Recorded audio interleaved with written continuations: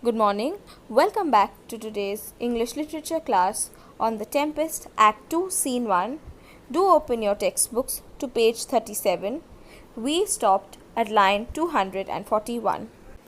In our last class, we stopped at the portion where Antonio is trying to convince Sebastian to overthrow his brother in the same manner in which Antonio himself usurped the throne from Prospero. He categorically asks Sebastian who's the next heir of Naples, and Sebastian replies, Claribel. In response to that, I paraphrase what Antonio says, where Antonio says, She that is queen of Tunis, she that dwells 10 leagues beyond man's life, she that from Naples can have no note unless the sun were post. The man in the moon's too slow, till newborn chins be rough and razorable. She that from whom we all were sea swallowed, though some cast again, and by that destiny to perform an act, whereof what's past is prologue, what to come in yours and my discharge. So Antonio here says, she who is now queen of Tunis, she who lives outside the limits of the civilized world, who can have no news from Naples unless the sun will act as her messenger, for the man in the moon is too slow. For by the time news reaches her, in the ordinary course, infants would grow into bearded youths. She for whose sake we have all been shipwrecked, though some were saved from the sea and preserved by fate to perform an act of which our past adventures are but the introduction, and what remains to come is to be fulfilled by us. So here Antonio is trying to brainwash Sebastian and is telling him that which Claribel are you talking about? The one who is so far away from Naples? Antonio implies that how can someone living as far away as Claribel be considered an heir to the throne of Naples now that Alonso could be killed and now that Ferdinand too is out of the picture? So Antonio is brainwashing Sebastian, and in response Sebastian says, What nonsense you talk! What do you mean? It is true that my brother's daughter is queen of Tunis and heir to Naples, and that there is considerable distance between these two places. So Sebastian says, What stuff is this? How say you? 'Tis true my brother's daughter's queen of Tunis, so is she heir of Naples, twixt which regions there is some space. So Sebastian understands that there is indeed some distance between the two locations, but he knows that Claribel is very much the rightful heir to the throne of Naples. Therefore, through this exchange, Antonio seems to come alive for the first time, showing his true character as he urges Sebastian to follow his own example and to take possession of the throne of Naples, just as Antonio himself usurped the dukedom of Milan from his brother Prospero. Antonio's arguments, as you can see, are witty and are persuasive, and Sebastian seems at first to be dazzled by the rhetoric and slow to comprehend the meaning of what Sebastian is really saying. He is a man of little initiative, but he is all too ready to learn quickly. So now the rhetoric of Antonio seems to be working, and he continues by saying in line 253, a space whose every cubit seems to cry out, how shall that Claribel measure us back to Naples? So now Antonio is saying, how can Claribel be considered the next heir when she is so far away? This measurement, no matter what it is too much for Claribel to be an effective heir to the throne of Naples. Keep in Tunis and let Sebastian wake. Say this were death that now hath seized them, why they were no worse. All the meanings are written to the left side of the page. So Antonio here is basically saying, so great a distance that every yard of it seems to be an argument that Claribel can never return to Naples. She is simply too far. The distance bids her stay in Tunis, and Sebastian wake up and secure his fortune. Antonio is saying that every bit of distance between the two places seems to be crying out for Sebastian to rise to the occasion and accept that Claribel cannot be an effective ruler. He goes on to say, why, if they were all dead here, they would be no worse off than they are now. There are some who can rule Naples as well as this sleeping ruler. There are lords who can chatter as fully and as unmeaningly as Gonzalo here. I could be as profound a talker as he is. Oh, I wish you thought the same way as I do. Then what a chance would this sleep of theirs afford you for rising in this world. Do you follow me? So Antonio is saying, if only you, Sebastian, would understand what this opportunity means, you would automatically rise to a new station in your life.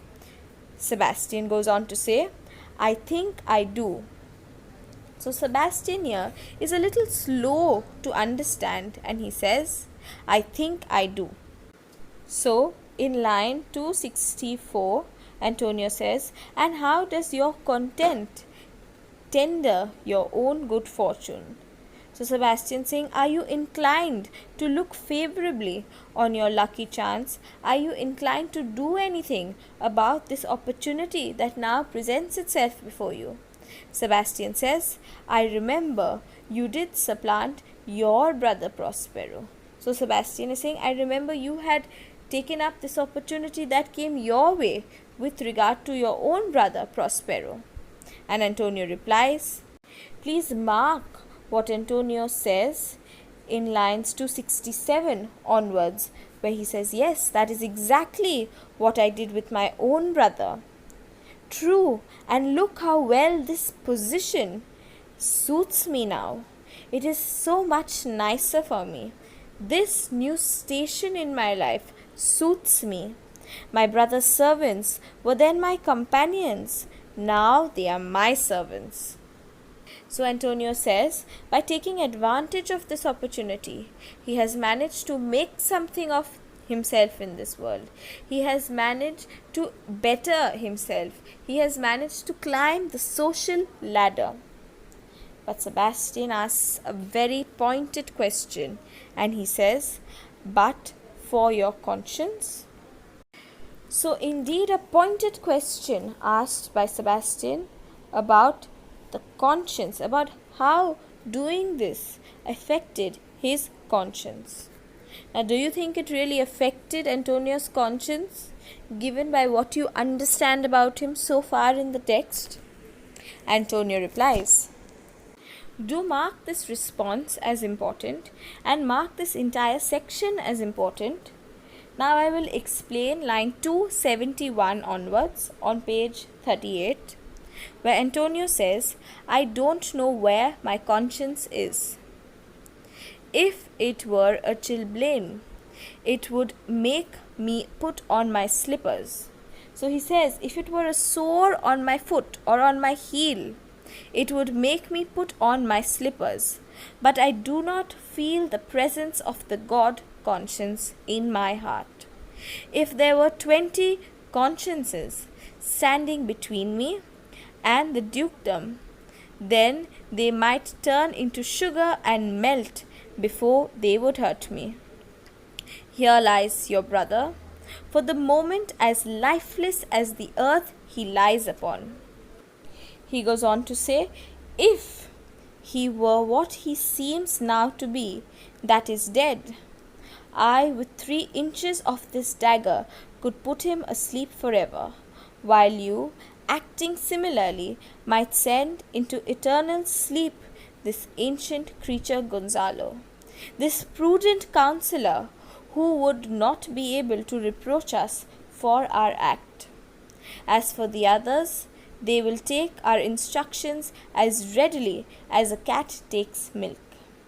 They will say that any time is the right time to suit the business we have in hand. So please mark this speech as important, where Antonio categorically points out that his conscience doesn't prick him because he doesn't know where it is. He says nothing can stand in the way of him achieving what he had wanted when he wanted to attain the dukedom from his brother. Additionally, now he urges Sebastian to make the most of this opportunity that now presents itself before them. He wants Sebastian to do exactly as he had done with Prospero. He wants both Gonzalo and Alonso out of their way. He says there is no point in killing the others who sleep before them, because they would readily agree to whatever instructions given to them. So now, please note this speech as important, because it gives us a great insight into the kind of person that Antonio is. A person lacking in conscience. A person who cannot differentiate between what is right and what is wrong.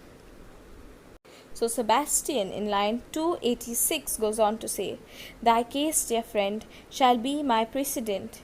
As thou goest Milan, I'll come by Naples, draw thy sword, one stroke shall free thee from the tribute which thou payest, and I, the king, shall love thee.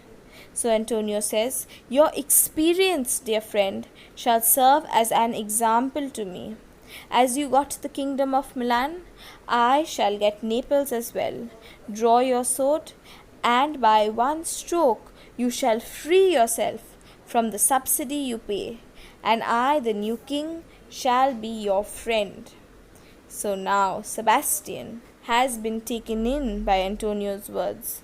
Antonio's plot to commit murder is something that Sebastian is willing to do, because Antonio has made it seem like everything is so rosy for him, and he makes Sebastian believe that his life would be exponentially better if he would just kill his own brother, without even realizing that what they are going to do is commit murder. So Antonio says, draw together. So he says, let us raise our swords together. Let us draw our swords together, and when I rear my hand, do you the like to fall it on Gonzalo. So Antonio says, when I raise my hand to strike, you do likewise to strike at Gonzalo. So Antonio has now convinced Sebastian to kill not only Alonso, but also the old counselor Gonzalo. So Sebastian says, oh, but one word. So Sebastian says, one word first. So they talk apart. Apart, as is written in the side, means aside from the audience. So enter Ariel Invisible with music and with song. Ariel says, my master through his art foresees the danger that you his friend are in, and sends me forth, for else his project dies to keep them living. He sings in Gonzalo's ears. So now please note how Ariel arrives exactly at this critical juncture, and what he does is that he sings in Gonzalo's ears so as to wake him up. So Ariel says, through his magic art, Prospero has foreseen the danger to Gonzalo his friend and has sent Ariel to keep these men from killing, for then Prospero's own plan would be upset. Ariel therefore sings in Gonzalo's ears, while you here do snoring lie, open night conspiracy, his time doth take, if of life you keep a care, shake off slumber and beware, awake, awake. So Ariel is singing in Gonzalo's ear, saying, while you are sleeping here, alert plotters, that is Antonio and Sebastian, are selecting the time to strike. If you value your life, shake off sleep and be on your guard. Awake, awake. Antonio says, then let us both be sudden. So Antonio says, let us both act with promptness. So now, as you all know, everyone lay asleep except Antonio and Sebastian. So now with Ariel singing, Gonzalo wakes up. Naturally, as a result of him waking up, Antonio and Sebastian cannot go through with their plans to kill Alonso and Gonzalo. So Gonzalo says, now good angels, preserve the king. So when he shouts, the others present also wake up, and Alonso says, why, how now, ho, awake! Why are you drawn? Whereof this ghastly looking?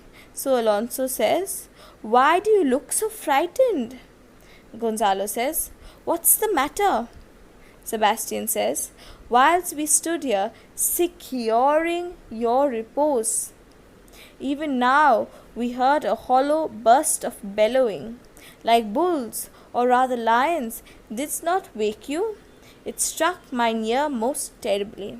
So now Sebastian tells a lie, saying that while you were asleep, we heard some noise, and it is for this reason that we are now standing alert to protect the king. But we as readers know that Sebastian here is lying. They were not in any way trying to protect the king. They were attempting to murder him, or assassinate him rather. Alonso said, I heard nothing. Antonio said, oh, 'twas a din to fright a monster's ear, to make an earthquake. Sure, it was the roar of a whole herd of lions. So Antonio here, lying, very true to his nature, says, oh, it was a noise to make even a monster afraid, or to cause an earthquake. It was surely the roaring of a whole herd of lions. Alonso says, did you hear this, Gonzalo?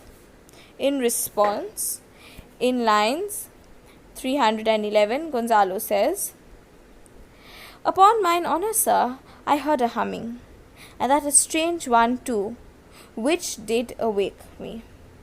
Please write down here that this humming, this singing, was caused by Ariel, who hummed in the ear of Gonzalo. Gonzalo goes on to say, I shaked you, sir, and cried as mine eyes opened. I saw their weapons drawn. There was a noise. That's verily, 'tis best we stand upon our guard, or that we quit this place. Let's draw our weapons. So Gonzalo here, as is written on the screen, says, I swear by my honour, I heard a humming noise, and a very strange one, which made me awake. I shook you, sir, and cried out. As I opened my eyes, I saw their drawn swords, that is, Antonio and Sebastian's swords in hand. But we know that their swords were in their hand because they wanted to kill Alonso and Gonzalo, not because they were trying to protect anybody. There was a noise, that is the truth. It is better for us to be on our guard, or else go from this place. Let us draw our swords. Alonso goes on to say, lead off this ground, and let's make further search for my poor son. Heavens keep him from these beasts, for he is sure in the island. So Gonzalo here, being as optimistic as usual, Alonso says, lead away. Ariel says, Prospero, my lord, shall know what I have done. So, king, go safely on to seek thy son. So now, Ariel says, while the others exit the stage, my lord Prospero shall be informed of what I have done. So, king, go on safely and search for your son. So the scene comes to the end with Ariel actually saving Alonso and Gonzalo from being murdered. Because had Ariel not intervened when he did, then Antonio and Sebastian would have most certainly killed the two of them, because, as they have already discussed, conscience is not something that pricks Antonio at all. So now, it is very important that you understand how Sebastian asks Antonio about the matter of his conscience. This is quickly disposed of with Antonio's characteristic dismissive wit. He almost instantly dismisses this entire matter of the conscience in a very witty manner. But we as readers understand that his answer confirms Antonio's status as one of Shakespeare's darkest villains. He is guilty of ingratitude, treachery, and since he intended Prospero to die, he is, of course, guilty of wanting to kill his own brother.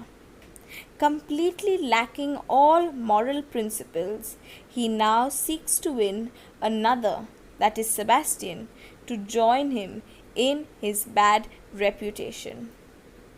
So disaster of this kind, that is murder, is prevented with Ariel. Prospero's all-seeking art has sent Ariel, like the sound of music, to wake the sleepers. At the end of the scene, all the courtiers open their eyes to see Antonio and Sebastian with drawn swords, and only some uncharacteristically quick thinking on the part of Sebastian avoids a very nasty confrontation. For the present, the danger is over. So the scene comes to a close after this important discussion between Antonio and Sebastian. Through this scene, as I have already told you, we get an insight into the nature of some of the characters in this play. We understand the kind of person Gonzalo is, who is trying to be optimistic, who is trying to calm things down. We also get an insight into how depraved Antonio is and how he convinces Sebastian to do exactly what he had done with his brother. We also understand how dejected Alonso is at the thought of losing not merely his daughter but also his son Ferdinand.